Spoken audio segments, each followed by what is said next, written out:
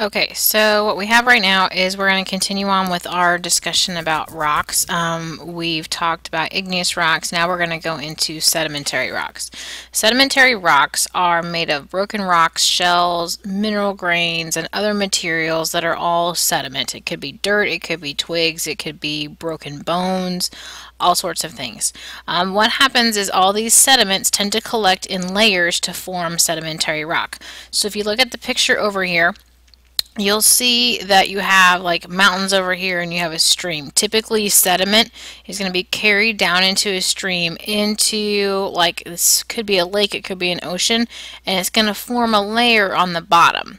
Now this doesn't always happen in the water. It can happen at the bottom of a mountain valley. It could happen at the bottom of a hill. Any place that's lower that's going to collect sediment over time is going to have more and more sediment layered on top of it, just like the layers of a blanket, and it's going to get compressed and compacted to form a sedimentary rock. There is a particular law called the law of superposition, and what this talks about is that the younger rocks lie above older rocks, which so if you look at this picture right down here, you have this yellow layer.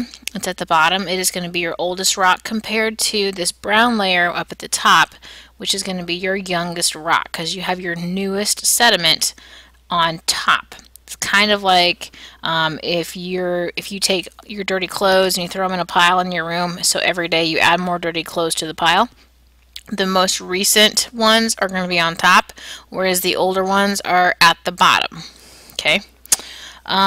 So moving along, three kinds of sedimentary rocks. The first type of rock is called a clastic rock. A clastic rock is made of sediment that has been deposited by water, ice, gravity, or wind. So on this slide you see right here, this orange one, all sorts of bumpy like, it's called conglomerate, and it is a coarse-grained sedimentary rock, meaning it's really rough. It has coarse features to it, the texture. The coarse grain kind of describes the texture a little bit. The next one over here you have sandstone. Sandstone it looks like just what it sounds, looks like it's made of sand that's all stuck together, and it is a medium grained rock. This one down here, this is chert. Chert you can find a lot around here.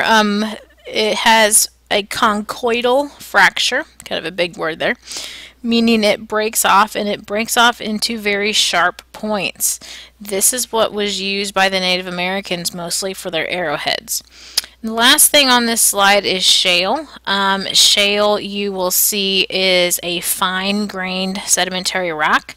Shale, millions of years ago, was mud.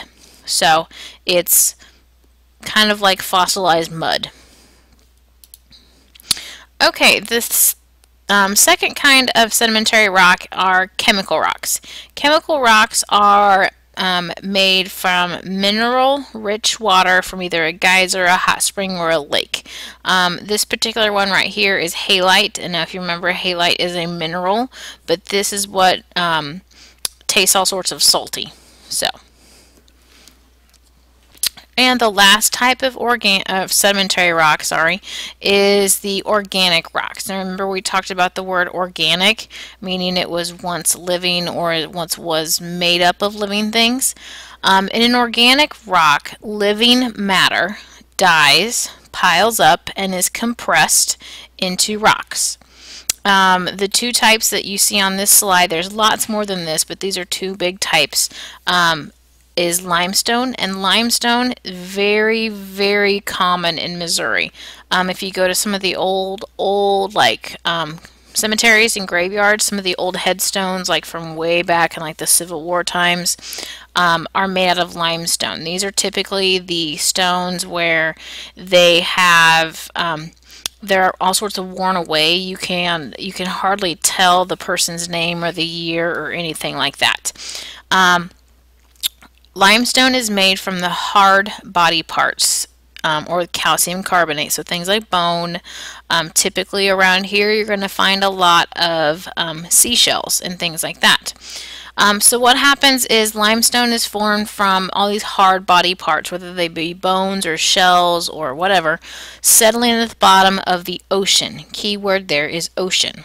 Okay, and over time they get compressed and compacted and formed into the sedimentary rock known as limestone. So if there is a lot of limestone in Missouri, what does that exactly tell you that used to be in our area millions of years ago if it's formed at the bottom of the ocean?